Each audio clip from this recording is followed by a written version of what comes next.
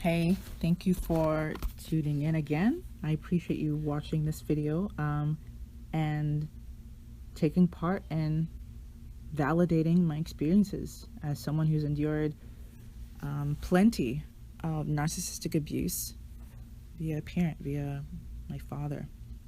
And so I wanted to continue with kind of an example. I know that it's easy to think of like a narcissist as a wolf in sheep's clothing, but I think we should think of it as also like a lion and a gazelle. So the lion being the narcissist and the empath being the gazelle. So a narcissist and empath, interaction is like a predator to prey.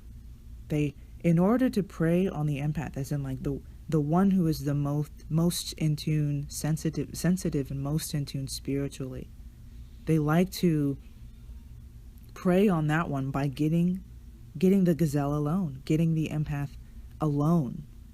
And I don't mean isolating from the family, because that's what they do too. As in like isolating the people most intimately related to this person from the extended family and from friends, because that's also what they do. But what I'm talking about is the moments when the narcissist does the most damage is when no one's around. When he or she, when this person, the narcissist, goes and singles this person out, the empath, they can do the most harm because there's no one to interfere. There's no one to come in and save them. There's no one to say, honey, as in the wife, or the other, the spouse. There's no one to say, honey, that's not necessary. There's no one to relieve the empath from receiving all the negative manipulation and anger and bullying and destructive behavior that is going to be thrown at them. They have to take it. So I'll give you an example. There was one time I had gone home. I was in college, and I had gone home to be with my family for a little bit for the summer. And, it's all cool, in the beginning. He's all cool. We like to have dinner outside on the patio and hang out like a regular family. It's all jokes and funny things, and no big deal. But then one day, I guess everyone's out of the house. I guess my siblings had come for a little bit, but my mom went out to go grocery shopping and everybody was gone, and I was upstairs. I came downstairs and just went to go get a bottle of water. And he comes around the corner from the den, because he's always in his den. That's something that's signature to narcissists. They like to be alone a lot. They don't like to be involved with the rest of the family because they feel like they're above them. But he came in around the corner and he said, hello. And I said, hello. And at this point I was kind of tired because it was a long day and I was not really feeling well. So I don't know how he took that response, but I said hello anyway, because the biggest thing for him is, and when he comes into a room, he wants you to acknowledge him. And if you don't, that is the utmost disrespect, and he will yell and scream and kick you out of his house if necessary. So I said hello because, I know how that can escalate. And I started drinking my bottled water, and then he sat at the table, and I was just in the kitchen area. So I grabbed my bottled water, and I was like, okay, I'm just going to go upstairs. No big deal. And he says, are you really bringing that bottle of water upstairs? In my mind, I'm thinking, yeah, because it's water. And the bottle is half full, so it's not like I'm going to start,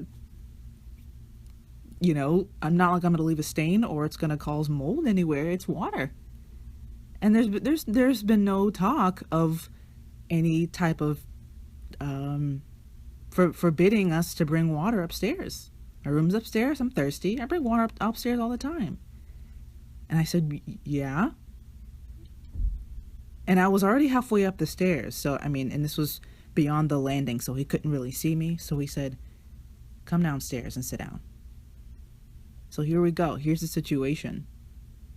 He tries to cause conflict by making up stuff. So what he'll do is what the narcissist will do is he'll make up a scenario just to get you in his grasp. He knows it's not a crime in our family, in our house, to bring water upstairs. But he knows I'm not going to disrespect him by talking back to him,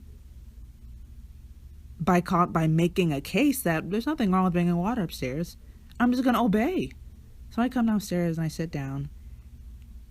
And what he talks about is not even related to the water bottle. It was just a really bad segue. He starts talking about how I never come home, during the breaks, and how he feels like I don't want to be bothered with the family, and how disrespectful and rude that I am, and how I need to be with my family more, and yada yada. And he asked me, so, no objection? So he's trying to bait me. So I just sit there, I'm like, no, I have no objection. And he starts going in, And because I get frustrated, when I'm frustrated, I something in the Bible that Christians are, that Christians in the Old Testament would do is they would call on the Lord. They would say, Lord Jesus.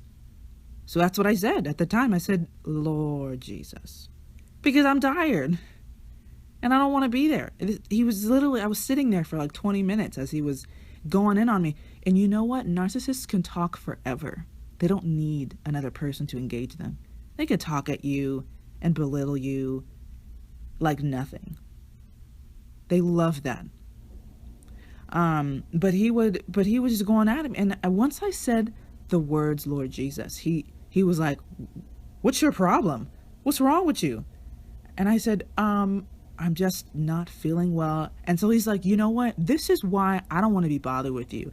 And he starts going in, and I start getting frustrated because like I said, he wanted to bait me into responding and reacting emotionally because they thrive on that. That's their supply. That's their supply in a nutshell. I was doing great before he started really digging in on me, So, and then eventually I got up and I just went up. Once he was done, he was like, get out of my face.